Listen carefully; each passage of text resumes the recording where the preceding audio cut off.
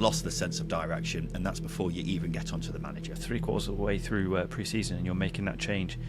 That worries me a lot. There just hasn't been enough strengthening over this summer. What's the recruitment team doing? Are they able to bring anybody in? There's too many question marks. Far too many question marks. Oh, Justin, happy Championship new season week. Have you got the tingles? Is your little tum-tum doing the happy dance? Yeah, the tum-tum's going. Tum-tum's got the tingles. The feet have got the tingles. Everywhere's tingling. The tingles every square inch of my body right now, and that's all down to the new Championship season. Yeah.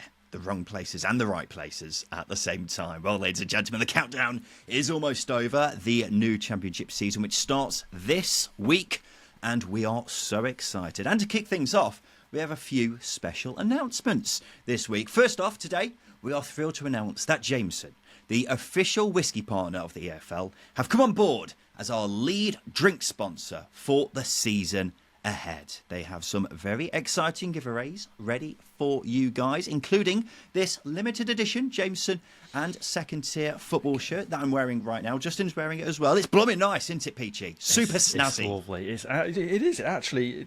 It really is. It's a fantastic piece of kit. You can't go wrong with it. It's like a mix of modern and retro, isn't it? Exactly. Sky blue, white, a hint of orange as well, so it's the second tier colours. And you can see them on our socials because we're giving 4 of these away. So get on over to Second Tier Pod on Instagram and Twitter, or X, to find out how you can win one. The competition will kick off at 5 p.m. today, Monday the 5th. And you must be over 18 to enter. T's and T's apply. Make sure you get involved with that. And we'll have plenty more prizes to give away over the season. So make sure you stick with us. And of course, welcome to the first of our league table prediction episodes. So today, we're revealing our bottom 8, who we think is going down, etc. Tomorrow, Tuesday, we'll reveal who we think is finishing between 16th and 9th. Then on Wednesday, it's our top 8. Who's going up? Who's in the playoffs? But save yourself, ladies and gentlemen, because today we're focusing on the teams we think will have a little bit of a struggle this season. So, as per usual, when we do this, Justin makes a league table, I make a league table, and then we combine them into one big league table, and that's what we're presenting to you here today. We've had a few differences along the way while making this, haven't we, Justin? We will reveal over the course of these 3 episodes some of those differences, so keep an ear out for them. But not only is this us predicting where each team will finish, we're giving you as much of a detailed preview of each side heading into the new Championship season. Isn't that right, Justin? Oh yes, I think this is the key part of the year for us as content creators, but also for listeners, because it's where optimism dies for some, or it ignites. Do you know? Yeah. You know, it's where dreams come to flourish, or unfortunately fade away. Yeah, we're going to be giving you our thoughts not only on your own team, but it gives you more of an insight into every other team in the Championship as well. So make sure you stick with us for the 3 episodes that we're bringing to you for the first half of this week. So without further ado, let's get into it. The second tier league table predictions for the 2024-25 season. Big breath, Justin. Justin, we start with a club you and I both had to go down. It's the team in 24th of our league table predictions. Justin, reveal to the people who we have bottom of our table. It's Plymouth Argyle. It's Wayne Rooney's Plymouth Argyle. And I say it with a bit of a heavy heart. I don't know about you, Ryan. I do say it with a bit of a heavy heart. I think they were a club going in a positive direction, but I think recent decisions by the club and maybe a lack of movement in transfer window has diminished the grandeur around Plymouth a little bit. Don't know if you agree. I completely agree. It's a club I'm doing a bit of a U-turn on. I say a bit of a U-turn, quite a big U-turn on, actually, because if you asked me 6 or 7 months ago, I had Plymouth down as a club I fancied to be in the Premier League in the near future. That's because they were a very smartly run club. But events since last December have made me question that. Their recruitment, which seemed impeccable, now seems a bit more scattergunny, and we'll get onto that very shortly. The main concern, though, is the managers, because Ian Foster was the level up from a disaster. The reason I say level up is because I like to reserve that for managerial reigns which were an unmitigated disaster, like Wayne Rooney at Birmingham. Speaking of which, Justin. Yeah, Wayne Rooney at Birmingham. I think I think what I should caveat with Wayne Rooney is I do want him to do well at Plymouth, but we can speak more about that as the season goes on. I think he's chosen a difficult job as opposed to other managers walking into really good situations, whereas Plymouth's going to be a battle. But I think with Wayne Rooney and what he's not achieved over the last 12 months, his reputation has taken quite a significant dive as a manager. The lack of accountability before, was it? It wasn't very high before. I think I don't know where you'd put it on a spectrum of sort of Pep Guardiola to, I don't know, Steve Bruce. He sort of landed himself in the middle a little bit. It's a weird spectrum, I know. Steve Bruce. Jamaica was sniffing around him, mate. Yeah, absolutely. But I think with Wayne Rooney, he's taken a risk, but at the same time, that lack of accountability for that Birmingham spell, it really does leave a bit of a nasty taste in my mouth. Mainly because I think he needed to take accountability. Perhaps it was a bit of a PR job for him, from his own perspective, but he has got a chance to reset himself at Plymouth. But I think there are other elements working against him at Plymouth, and such as the recruitment and the level of, or the number of signings they've not yet made. Yeah. Well, Wayne Rooney turned Birmingham from a playoff contender to a relegation side in a matter of weeks. It's actually really good going, in fairness to him. It's the worst managerial reign in Championship history as far as I'm concerned, and I still remain stunned that he's managed to get another Championship job off the back of it so soon. I don't know what Plymouth are thinking, and I reckon it'll cost them. Looking at the squad, though, there's not huge amounts of encouragement to be found there. I mean, Plymouth really struggled after losing Luke Kundal and Finn Azaz midway through last season, so reinforcements were definitely needed.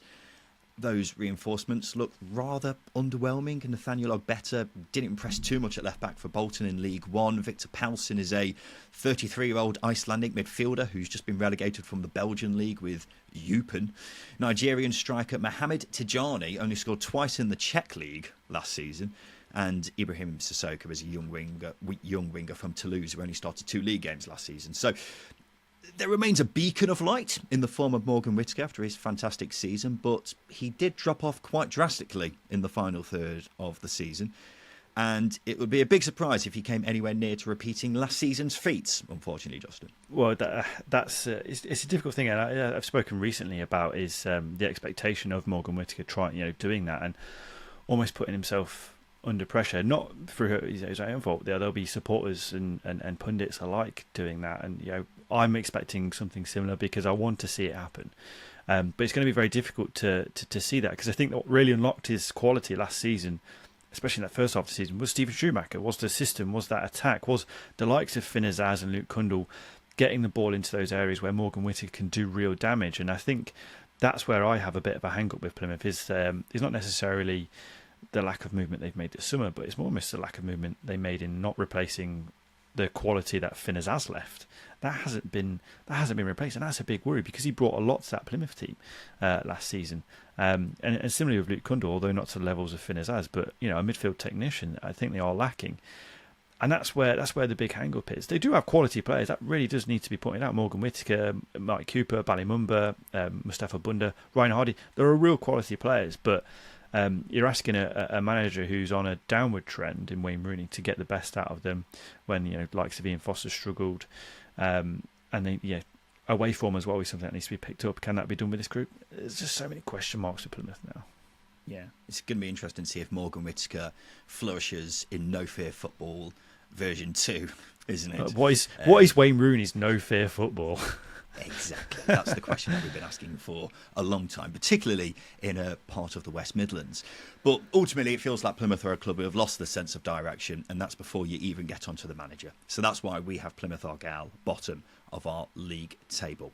We'll now go on to second bottom. The team we have 23rd in our league table predictions is a newcomer. It's Oxford United. And Justin, you actually had Oxford stay up out of our joint bottom 3, because I actually had them bottom. So just quickly, why did you have them down to stay up?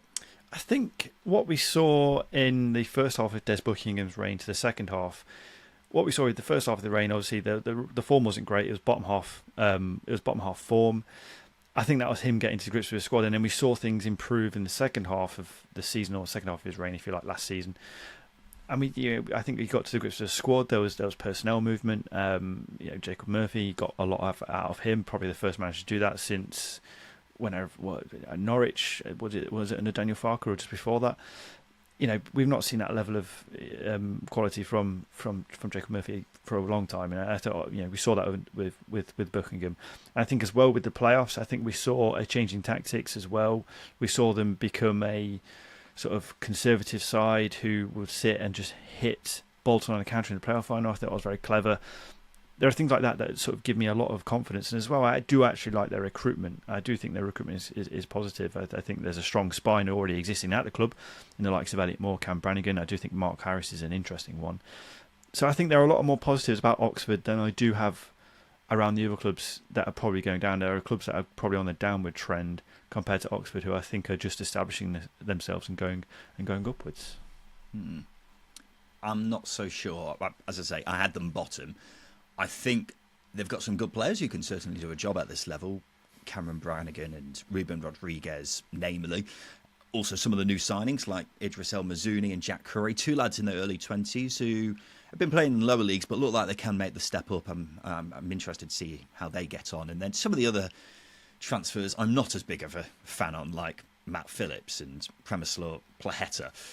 Overall, I think this is still by and large a top-end League One squad as opposed to a bottom-end Championship one, particularly in attack where a lot of work still needs to be done for me. I wouldn't want to rely on Mark Harris as my main striker in a Championship side. I like Malcolm Abiaway, but he's had a disappointing couple of seasons. And then we have got to remember they only just snuck into the playoffs on the final day of a League One season. And that's why, for me, there just hasn't been enough strengthening over this summer for me to put Oxford anywhere other than the relegation zone for me, Justin. What I will add there is I think they've signed a lot of players who have got points to prove. Malcolm Ibiawe is one of them. Mark Harris, I know he was signed last season, but I think he's got a point to prove at Championship level. Lewis Sibley's definitely a player who's got a point to prove. You've only got to go back to the 1920 season, 2019-2020 season, the COVID year, where he scored that hat-trick against Millwall, and there was fans suggesting that it was worth more than Jude Bellingham. So yeah. There's not the most a bit ill-advised. But what I'm saying is there's quality there that needs to be unlocked, and I think a fresh start can do that. So I think actually the recruitment on paper probably looks it's a bit top end League One, but when you're signing players with big points to prove, I think it's although it represents a bit of a risk, but also represents if it does work out, there's quality there at their disposal. Will Volks is another one who's come in. I think is a really tidy signing, because that midfield duo of Brannigan and Volks, I think there's a bit of technical quality there. There's robustness and combative spirit, if you like. I think that they can be quite easily overlooked just because they come from League One. But I think there are a lot of squads in and around that bottom six who probably have top end League One squads, if I'm being honest. And I think Oxford is there to be competitive. Well, my other issue is I'm not completely convinced about the manager Des Buckingham either. Now, I'm not saying he's a bad manager or anything, but I need a bit more selling on him before I can get a bit more convinced. Because look, you have got to remember, from the point Buckingham was appointed at Oxford, they won the 14th most points in League One, which I find to be an astonishing stat. I can't remember a team ever coming up in the time that we've been doing this, Justin, where you've got someone who's struggled so much at a club after coming in and still getting them promoted.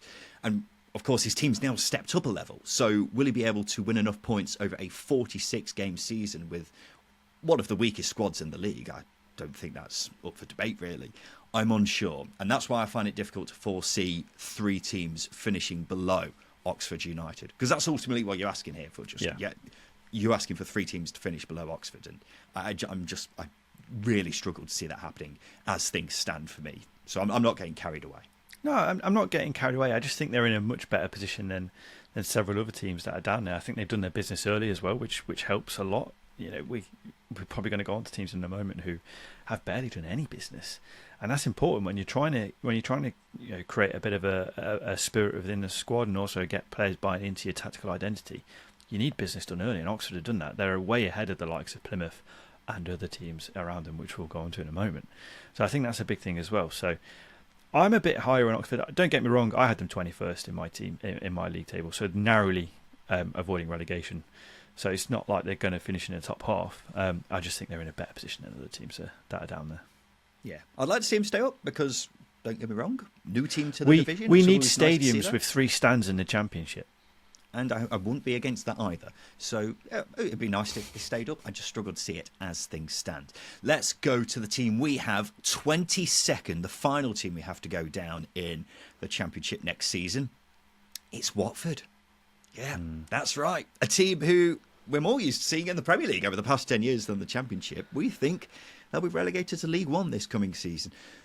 Put it this way, if Watford were a car, you'd have a lot of flashing warning lights right now, wouldn't you? Justin, we'll start with the very top of the club because the Pozzo family, once beloved at Vicarage Road, there's now growing discontent towards them after years of poor decision making and less money being put into the club. And a further sign of them being less willing to invest came a couple of months ago when the club announced they were selling a 10% share of the club to fans and investors, in quotation marks. And it was said part of that money would be used to help with transfers.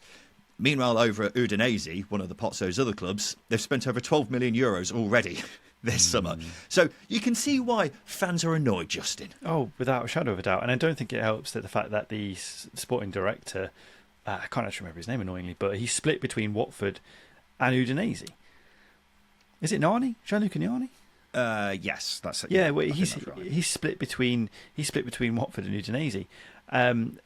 Can you do a good enough job split between 2 football clubs? Could you run another Championship podcast, Ryan? Probably not, no. I've got too much on my plate already. To the same success as this one, you probably couldn't. And it's the same logic with the sporting director at Watford. It's ridiculous that the fact that that's split between the two, and Udinese getting all this attention while poor Watford are sat over in the corner. They've not been offered a drink for a long time. They're the bowl, like, please can I have some more proper Oliver Twist stuff? Yeah, we'll take a reserve player from Udinese. Please, we need some squad depth. It's honestly an astonishing situation at Watford, and one that's, again, probably being overlooked by a lot of people outside of Watford, just because it's, they're not in dire straits financially. The creditors aren't knocking on the doors, as far as I know. It's a situation at Watford where the owners completely lost interest.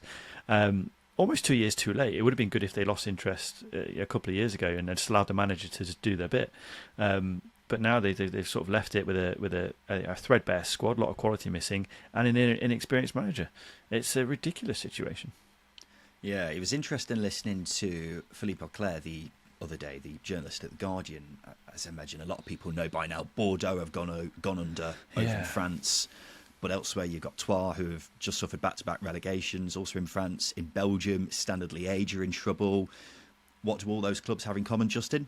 They're part of a multi-club ownership. Mm-hmm. And it feels like Watford on kind of the similar path to becoming the latest victim of it, unfortunately. I don't want to scaremonger too much, but that kind of feels that's what my gut is saying about Watford right now. Back on the pitch, the biggest reason why Watford needs some backing is because their squad is looking very patchy, isn't it? Ishmael Kone's been sold, Jake Livermore's been released, Wesley Hoyt, Yasser Espria, Iman Lauser, all expected to leave.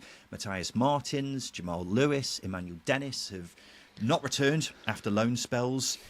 The squad that's left isn't looking great.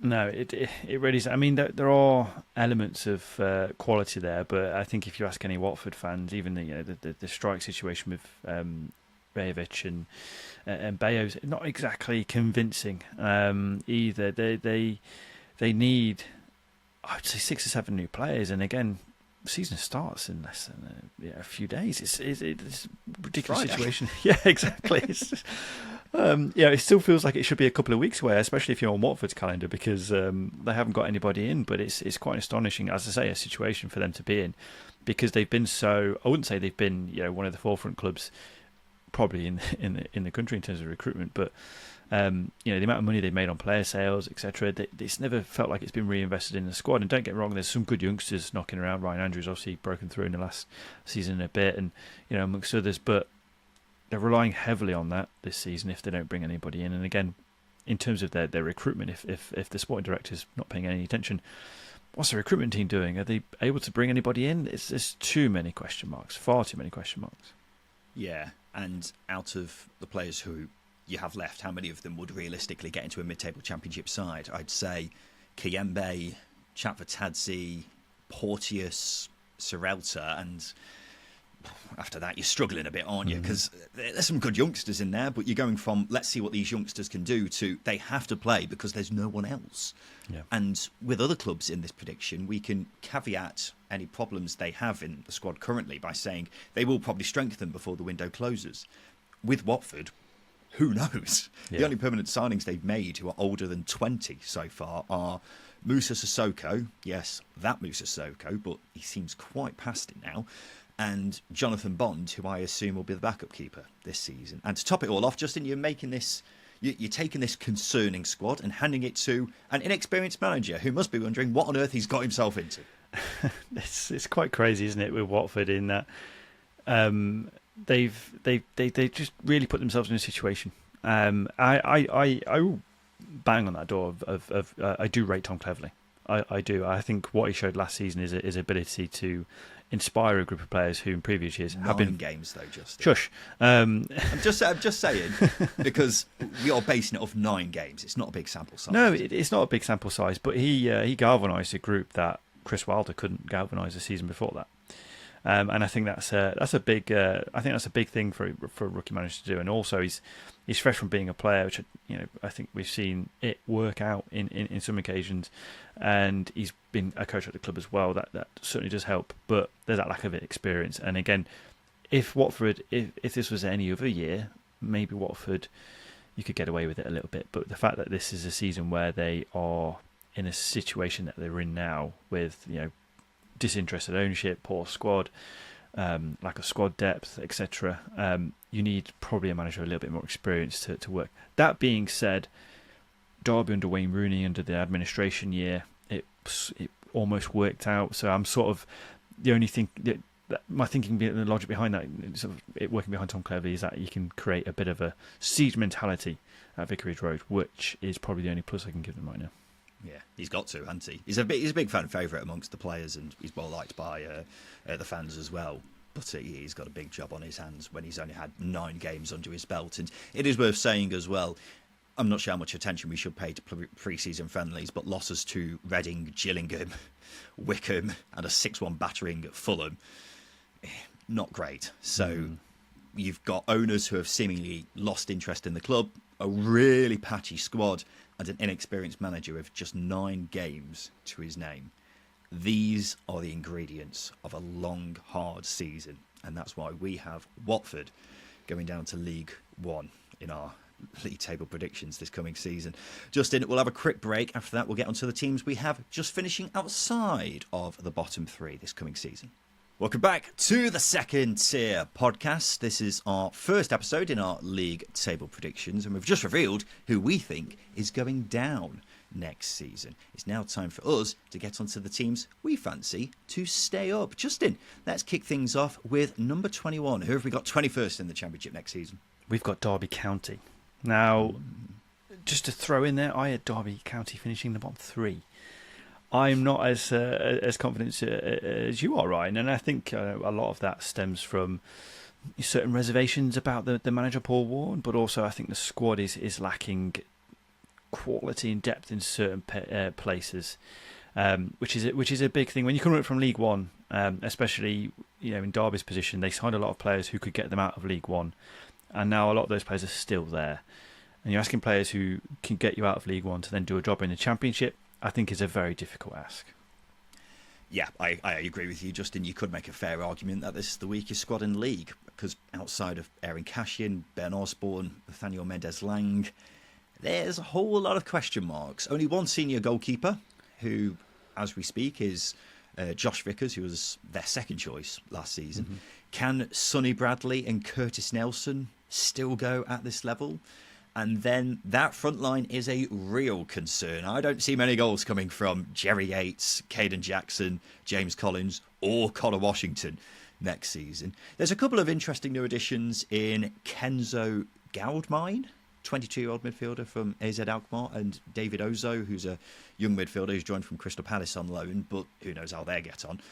Then there's the manager, who we are far from convinced by, Justin, particularly because you picked him as the first manager to get sacked this coming season. Yeah, I mean, I've gone over that already, but I think the thing that really stressed me out as a supporter is that he's persisted with a 3-4-3 through pre-season, and then in the penultimate pre-season friendly against Barnsley, ditched it because it wasn't working. He didn't have the players to his own abilities to play the system, and now you're 2/3, 3/4 of the way through pre-season, and you're making that change. That worries me a lot. It worries me a lot, and I think as well with Paul Warne is, I'll reiterate and I'll bang this drum a lot. He's a very nice guy. He's a very likable human being. He doesn't make a good football manager though, does it, Justin? Well, you can be a nice person, but you can be shit at your job. I think that's the thing I'll throw in. Jose Mourinho's famous quote to in the Amazon Prime documentaries. I won't repeat it because he drops the naughty word in there. But sometimes you just have to be a bastard, and I think I don't think Paul Warne's got a bastard bone in his body, to be honest with you, to be really technical about it. Yeah. But I think if he, as well as that, he lacks belief, or he comes across that he lacks belief, and if he lacks belief in himself, as supporters and players, can you also get behind that? You're going to be up against it in the Championship. The Championship has increased in quality, increased in sort of the tactical know-how and the philosophies, and it's gone. There are managers coming from overseas with new ideas, and I think it's really starting to change the Championship in a good direction. And unfortunately, I don't think Paul Warne's anywhere near that level. You cannot rely on running hard and crossing the ball anymore. Yeah. Would you have confidence in your own ability if you had 3 seasons in the Championship and had 3 relegations under your belt?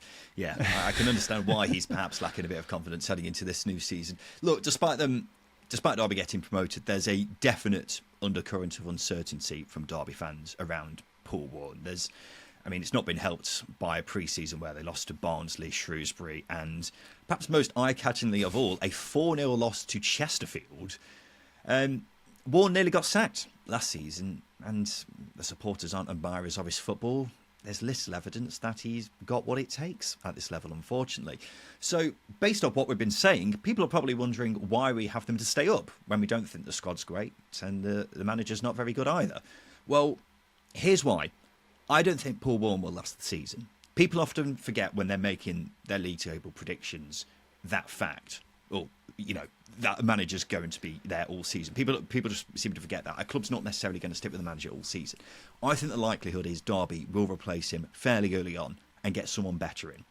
And I also think they'll do a lot more business before the transfer window closes. Another thing as well, I don't think you can underestimate the 12th man with Derby County. Obviously a massive club, they'll get nearly 30,000 there each week. People may think that's a pretty corny reason, but I believe it could play a big part, particularly because Derby fans feel like they've got their club back after the last time they were in the Championship. So for those reasons, that's why I think Derby County will stay up this season, Justin. I think they're valid reasons, but sometimes, like with Wayne Rooney at Birmingham last season, sometimes the damage can be done.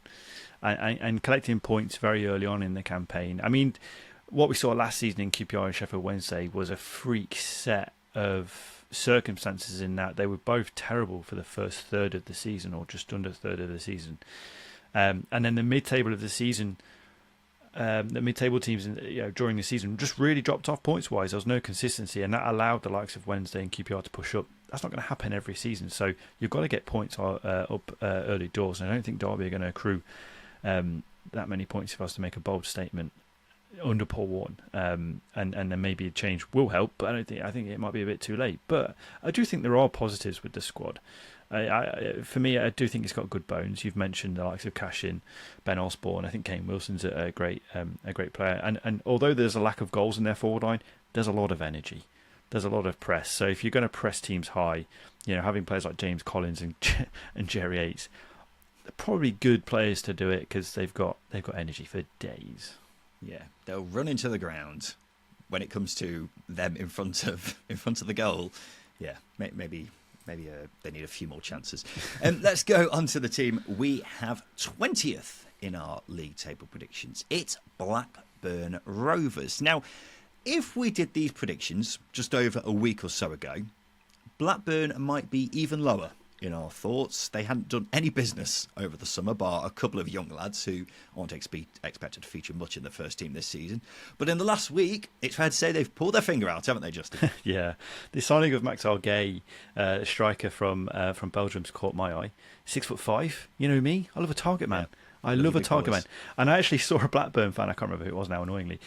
He said he signed him on Football Manager, and if you just put crosses in the box, he puts them away. And that's enough for me. That's enough for me. They signed Yuki Shashi as well from Hiroshima in Japan. His goal record's okay, but can he adapt to the Championship? That's another question.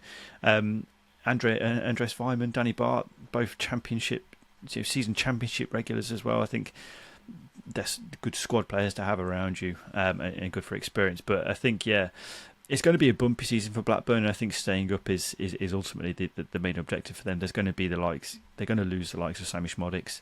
That's going to be an issue. But I do think the signings that they've made so far have been positive. It has been positive, and we've not been able to say that for a couple of transfer windows, because there's been cock up after cock up in the recruitment. Duncan Maguire coming from Orlando last January. Dare we mention that transfer saga? Lewis O'Brien the season before. So maybe things have settled behind the scenes a little bit in amongst chaos with the ownership. Yeah, I don't think Danny Bart and Cal McFadzean are particularly inspiring, but they're experienced, steady. It's a very deep defensive line I'm envisaging if they're both playing. I think that's probably fair. Andy Weimann, serviceable still. And you're right, the two new strikers, Ahashi and Gay, they've spent a fair bit of money on them. Mm-hmm. Don't know much about them, but as you were alluding to, could do with at least one of them firing, with Sammy Schmodics more than likely heading out the door, Justin. But filling those shoes is a big ask when he quite literally nearly scored half of their goals last season. I think if Schmodics stays, I do think it's a blow because of what he did last season. I think it comes down to that. I don't think he's going to get anywhere near that this season. Players can have outlying seasons. And it was a bit of a bonkers one for Schmodics in that he's never had that sort of campaign before in his career. Not diminishing it at all, but I think John Eustace will also change the way Blackburn play, make him harder to beat, and therefore the chances available to someone like Schmodics might not be as common. So I think if the bids are sort of 8 million upwards, take the money and run and try and reinvest that into the squad. Whether that's the case or not with Venky's, I don't know the owners, but that's the route I would go down. I do think it's naturally it's a blow to lose your top goal scorer, but if you can reinvest that money into the squad and balance it out a little bit better, that might pay dividends as opposed to keeping hold of Schmodics and not signing anybody else. Yeah, well, looking around the rest of the Blackburn squad, they've got the likes of Tyree Stolen, who can definitely step up this season. Callum Britton, I think, is an excellent right back. They are certainly looking light in places, though, and it remains to be seen how much business Rovers will do before the window closes. If Schmodics does go, then that may loosen the purse strings somewhat, I suppose. I've been a bit surprised recently because I've seen a lot of people tip Blackburn to go down, which I think is overdramatic, particularly with a manager like John Eustace, Justin, who I continue to regard as a safe pair of hands. And as long as he's there, I'll be very, very surprised if they actually did go down. Well, I was making the comments about Tom Cleverley, wasn't I, about having an experienced manager in the Watford circumstances, and I think someone you want with those circumstances is someone like John Eustace. He's going to make Blackburn really hard to beat. I mean, signing Kyle McFadzean and Danny Bart, for example, it screams experience, it screams leadership, it screams organisation, head it, kick it football. It's going to be ugly, it's going to be turgid, but it's going to get results, and I think that's the thing. They're not going to win 10 games on the trot, but they're going to be very difficult to beat, like they were last season.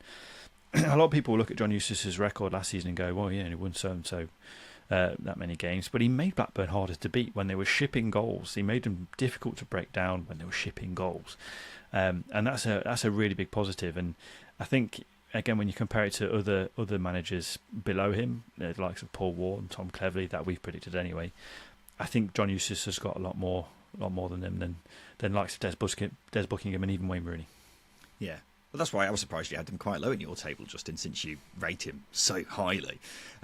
But for me, he's a safe pair of hands, as I say. And while it's not perfect at Blackburn, there are clubs I'm much more worried about than them for now. Mm-hmm. Let's go to the team we have 19th in our league table predictions. Justin, who is it? It's Millwall. Now, I think 19th probably is a respectable finish. I think there's a bit of a transition again that the club are going through, and that transition is going from what they were hoping to be a progressive football club in the sense that they're getting a younger manager with a different philosophy and style of play, and they've gone back to Neil Harris.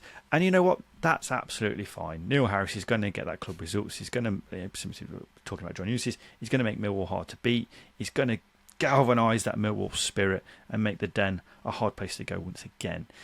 I think there are obviously certain reservations with him, but ultimately, if you've got a manager who just gets a club, and I don't think there's any other manager for any other football club that gets their club like Neil Harris does, I think that would just go a long way, and that's why Millwall will be comfortably outside the bottom three. You're speaking very positively about them, considering we've got them 19th, which it's still quite low. There were points last season, wasn't there, where it's like, oh God, they're going to go down. They look hopeless. They're shipping goals and not scoring at all. And then Neil Harris came in and did what Neil Harris did at Millwall. He got the fans behind the club again. He got them believing. He got everyone going in the right direction. And they rose up the table. Maybe we didn't give it enough credit. Don't get me wrong. I still wouldn't choose Neil Harris over certain managers in the division just because I'm not a big fan of his football. But if football gets results, who cares? And Millwall are going to get results. Are they? That's my question. I think. Look, he did remarkably well last season in doing what he did. It was a short-term firefighting mission, but I really struggled to get behind Millwall with Neil Harris in charge because he's now being asked to oversee them for a whole season, and I worry whether he's got the tactical capabilities to do that. A small part of me, though, does think they could also make us look a bit silly and do quite well just because they're direct in a league which is by and large looking to play on the ground more and more. Do you see what I mean, Justin? Well, I think the only thing that plays against that is you are right. I think there's a lot of managers in the division that want to play on the floor, that want to play through the thirds, and Millwall are going to be like, yeah, fuck off, we're going to play our way. And that's absolutely fine, but I don't think Millwall have quite got the players to do that. Where's the 6'5" striker that other teams have signed? You know what I mean? I think that's the thing that's holding me back from getting behind Neil Harris's football as well, because I just don't think he's got that target man that he needs to make it thrive. If he opts to choose that way, there's no data in the past that makes us suggest any other way that Millwall are going to play. But I do think they need a couple of more additions that are going to help him get more results in that sense. Ultimately, if you're putting Neil Harris in charge of a championship team, the majority of me thinks you won't do very well, if we're being straight to the point about it. If it doesn't go well, like I think it won't, there's a good chance Neil Harris will be sacked. And another thing to take into consideration is I don't have a huge amount of faith that Millwall will get the next manager right if it were to happen, because Joe Edwards, who they appointed midway through the season, didn't work out. Neil Harris felt like a please save us kind of move. And there seems to be a lack of a long-term plan, and that's a further concern for me when it comes to Millwall. Looking at the squad, Justin, this is how I see it. Let's see what you think. Defence, mostly good. Midfield, okay. Attack, unconvincing. Yeah. No, I do agree. I mean, the defence has always been pretty good. So I think we can almost discount that when we talk about them. The midfield is okay. There's a lot of engine. There's some ingenuity in there if you keep hold of Zian Fleming. I think Romain S as well. I think we'd do a real run of form from him, and it'd be good to see him thrive if he can. But you are right. The attack is unconvincing. Macaulay Langstaff on paper with his goal record in League Two and non-league is incredible, but I don't know. This is maybe a bit niche. Can you remember that Spanish striker that Crew signed in the mid-2000s called Juan Ugarte? Okay, I can't. But there'll be some real nostalgia fans who will get that reference. But he scored goals for fun for Dorchester. Then Crew signed him, and it was absolutely hopeless. Sometimes players cannot make the step up, and I'm not saying Langstaff is incapable of doing it. I just think maybe, unlike Jamie Vardy, he's a bit late in his career. So being like fully convinced that Millwall are going to score goals because they've got Langstaff just isn't there. They've got Kevin Nisbet, who's a similar striker to Langstaff. They've got Duncan Watmore, who's he's good for 6-7 goals. He can create a spark sometimes, but he's not consistent enough. And I think that's the key thing with Millwall is they don't have strikers who are consistent enough at championship level that we know of. Tom Bradshaw's another one that falls into that category. Yeah, this is a kind of my run through. I really like the new goalkeeper, Lucas Jensen, who's joined from Lincoln. He was really, really good for them in League One. Jake Cooper and Japhet Tanganga, two solid centre halves. Bit concerned about the right back position. In midfield, Casper De Norre looked a good player when fit. George Saville, underrated player for me. Zian Fleming's talented, but didn't have a great season last year. I'm not seeing much width in this team. Young Romain Essa is highly rated. Yet to see him make an impact at this level, though. And then you've pretty much explained the strikers, Justin. Macaulay Langstaff did score goals for fun in non-league and League Two, but he did shoot a lot, and he won't get many chances in this Millwall team. And then Tom Bradshaw and Kevin Nisbet, not prolific. So plenty of additions needed for me, particularly in attack. Mix that in with the new manager, I think Millwall will be fighting to stay up this season, and that's why I didn't rate them too highly when we were making these league table predictions. Justin, let's go up to 18th in our predictions. Who have we got there? I think it was one of the hardest teams to pinpoint here. We've got Cardiff City, and I think naturally, Cardiff fans are quite excited by the business. But for me, it's really hard to be convinced by Cardiff. While Vincent Tan is the owner, I had them 17th in my own table, so it's not too far from where we've actually got them. And as I say, I think while Vincent Tan is there and he's not going to chuck money into it, it just feels like the problems are never going to be fully rectified. And those problems are, chance creation, a consistent goal scorer, a team who have enough balance to the point where, they conceded a lot of goals in the tail end of last season as well. So, yeah, it's really hard to think that Cardiff are going to push higher than sort of lower mid-table while the ownership's doing essentially what they've been doing for the past almost 10 years now. Yeah, I've also seen Cardiff fans getting very excited ahead of this season. I'm not feeling particularly negative about them, but I don't share that excitement. I just think they're okay. It's an okay squad. Ethan Horvath, I don't rate very highly as a goalkeeper. And Gian Gautas in defence, coming off the back of great seasons, no doubt about that. Callum Chambers only played 150 minutes of competitive football in the last year. Not sure. Left back looks an issue too. In midfield, Alex Robertson will be a good signing if he comes in from Man City. He's been strongly linked and he impressed at Portsmouth last season. The rest of the midfield isn't a huge amount of quality, apart from Aaron Ramsey, obviously, but how many games are you going to get out of him in a season? That's the question with him.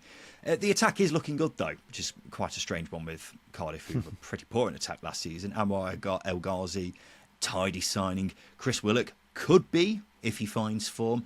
And Callum Robinson has been banging them in for fun in pre-season. He fell out of favour last season, but has played his way back into the thinking of Errol Bullitt after his exploits in pre-season. That's how I feel about the squad, though, Justin. A very mixed bag for me. Do you agree? I do agree. I think with Chris Willock and Anwar El Ghazi, I think if you get the players that they are now, you're not going to get anything out of them. It's a similar situation to what we had with Josh Bowler and Carlin Grant last season. If you get the players that they were, they're incredible players. But unfortunately, they didn't. And I think that's the same with El Ghazi and Willock. It's just hard to envisage them picking up form, having not been in form for several months. El Ghazi's barely played in the last 12 months. Chris Willock's been inconsistent for over the last 18 months. I think the signing of Wilfried Kanga, he's got a decent goal return. But for me, the issue has always been chance creation. Historically, they've been poor from open play, probably for the past 3 years now. And is that something that's going to be rectified? I think they've tried to do that with the signings of El Ghazi and Willock. And I think if Aaron Ramsey can stay fit, yes, maybe that does get rectified. But there's a lot of maybes with that front line. And there's no guarantees with new signings anyway. But the likes of Willock and El Ghazi are free transfers for a reason. Clubs weren't fancying them. There were other reasons for El Ghazi. Yeah, absolutely. But essentially they're going to Cardiff to sort of try and rekindle things, which is it's a big ask. Yeah. Strangely, another thing that I think could hold them back is the manager Errol Bullitt. And I say strangely because he did tremendously well, outdoing expectation last season and getting them to a top half finish. But despite the top half finish, they weren't great, were they, Justin? From an expected goals point of view, they would have gone down. The third worst XG for, the third worst XG against. They also scored the fewest goals from open play in the whole division. That includes Rotherham, who are one of the worst teams I've seen in the time that we've been doing this in the Championship. So the jury's still out with him for me as well. It's got to be said, was also very frustrated many times last season, wasn't he, about a perceived lack of ambition from the club. And with that being said, you always get a sense with Cardiff that self-implosion is never far away, is it? No, yeah. It's a bonkers thing, isn't it? Because even when they had Steve Morrison over the summer, and he was sacked sort of in September, October time, and Mark Hudson, and went over to Lamouchi. There is always that element of, well, it could really go tits up very quickly for Cardiff, just because it's, I don't know, It's Vincent Tan's Cardiff. It's Vincent Tan's Cardiff. That's the key point. That's the key point I was going to make there. Is with Vincent Tan, it just feels like chaos. Chaos sometimes follows owners around. Although Vincent Tan isn't as chaotic as some owners, or isn't withdrawing money or asking fans to pay for transfers in a way. It just feels like the club's never settled. The club's never just relaxed or calm. There's always something brewing for Cardiff, and I do agree with you on that one. Let's go to the final team for this episode, Justin. In 17th place, we have Hull City. From 7th last season to 17th, we reckon, next season. It's the team who Justin Peach, of course, had down as his biggest underachiever of the season in our pre-season predictions episode from last Thursday. The chief reason for this prediction is because a lot of players have left the club this summer. Justin, riddle me this. Riddle me this. Out of the 14 players who played the most minutes for Hull last season, how many are still at the club out of the 14? 4. Yeah, absolutely correct. This man has done his research. Yeah.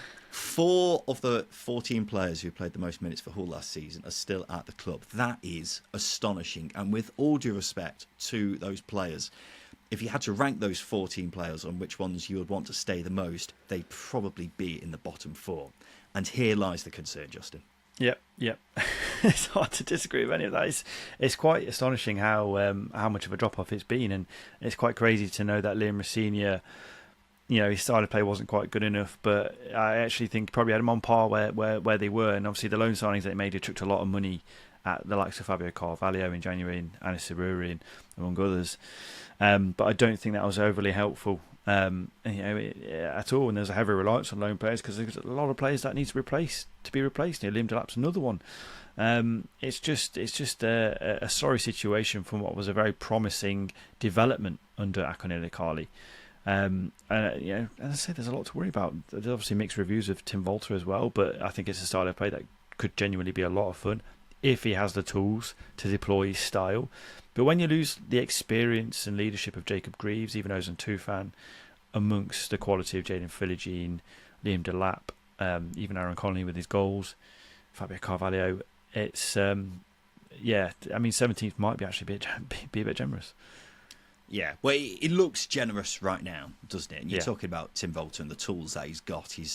It's like he's gone back to his garage after for the morning, and then has been like, someone stole my tools. He hasn't got any tools. Expert insight.